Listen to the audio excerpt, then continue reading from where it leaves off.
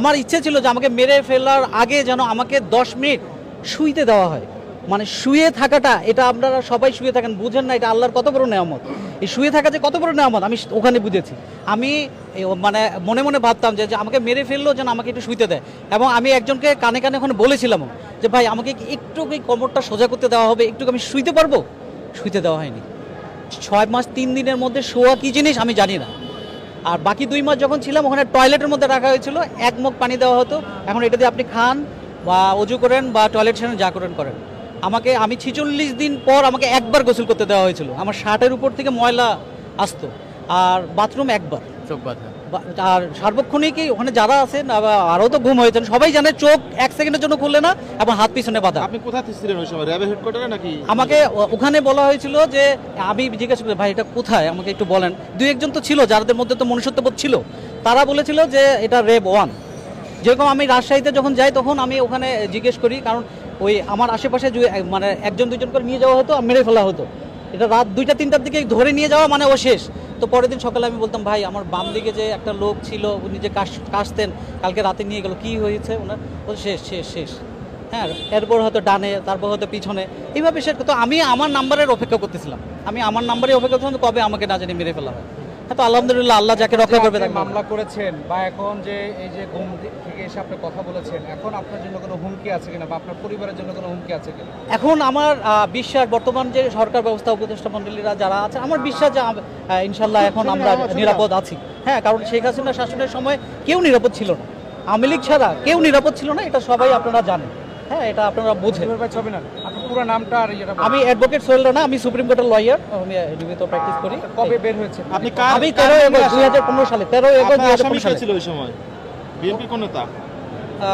হ্যাঁ, সালাউদ্দিন সাহেব ওই রুমে ছিলেন, উনি 10 মার্চ। আপনি কার হয়ে মামলা লড়তেন আর কি? আসামি? ও না, আমি কারো হয়ে মামলা লড়তাম না, সমর্থক ছিলাম। আমি জানতাম যে আমাকে মেরে ফেলা হবে এবং তারা মেরে ফেলার জন্য আমাকে ওখান থেকে সরিয়ে নিয়েছিল। কারণ কি, যখন আমি দেখলাম যে আমার রুমে সালাউদ্দিন ভাইকেও নেওয়া হয়েছিল এবং উনার মতো রিনাউন্ড পার্সনকে টর্চার করা হচ্ছে, উনি চিৎকার করছে, আমি নিজে শুনেছি। তো এটা উনি 10 মার্চ আমার রুমে, আমি যে রুমে ছিলাম সেই রুমে রাখা হয়েছিল। তখন আমি তো ভাবছি যে আমাকে তো মেরে ফেলাই হবে। তো আমরা পরিচয় দিয়ে একজন আমাকে বলে আপনি গাড়িতে উঠুন, আপনি অ্যাডভোকেট সোহেল না? আমি বলছি সুপ্রিম কোর্টে প্র্যাকটিস করে। আমি বললাম জি, আপনি গাড়িতে উঠুন, আপনার সাথে আমার কথা আছে।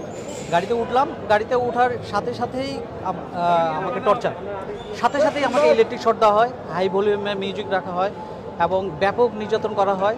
এরপর ওখান থেকে তারপর আমাকে একটা জায়গায় নিয়ে যাওয়া হয় যেটা আন্ডারগ্রাউন্ড, গাড়ির নিচে, বুঝতে পারছিলাম সেটা এটা আন্ডারগ্রাউন্ড, গাড়ির নিচে নাম ছিল। তারপর সেখানে রাখা হয়, সেখানে রেখে চেয়ারে বসা হয় এবং চেয়ারে বসে ওখানে নন স্টপ ইলেকট্রিক শক দেওয়া হয় আমাকে এবং ঝুলিয়ে অনেকক্ষণ প্রহার করা হয় এবং আমার কোমরের নিচ থেকে এগুলো অবশ হয়েছিল। আমি 3-4 দিন মানে সেন্সেশন ছিল না আমার হাতে পায়ে। এরপর আমাকে ওখানে রাখা হয়, ওখানে একবার বাথরুমে যাওয়ার জন্য বলা হতো, একবারই নিত তারা। হ্যাঁ, আর সারাদিনে বাথরুমে নিয়ে যেতে দিত না। আর এই নির্মম নির্যাতন টানা কয়েকদিন চলে আমার উপরে। এরপর ওখানে 4 মাস 3 দিন আমি ছিলাম র্যাব 1-এ, আর 2 মাস পরবর্তী অন্য জায়গায় শিফট করে তারা, সেটাও তাদের বক্তব্য অনুযায়ী যে সেটা র্যাব 1 ছিল ওখানে। আমি আসলে জানি না যে পরবর্তী আয়না করে রেখেছে নাকি র্যাব 1-এ, সেটা জানি না। বাট ওরা 2-1 জনের সঙ্গে আমার এমনি কথা হতো, তারা কানে কানে বলতো আমার কথায় বাড়ি, আমি কি করি না করি। তখন আমি বলতাম যে ভাই এটা কোথায় নিয়ে এসছে, আমি তো জানি না, আমাকে কি ছেড়ে দিবে, আমাকে কি মেরে ফেলবে?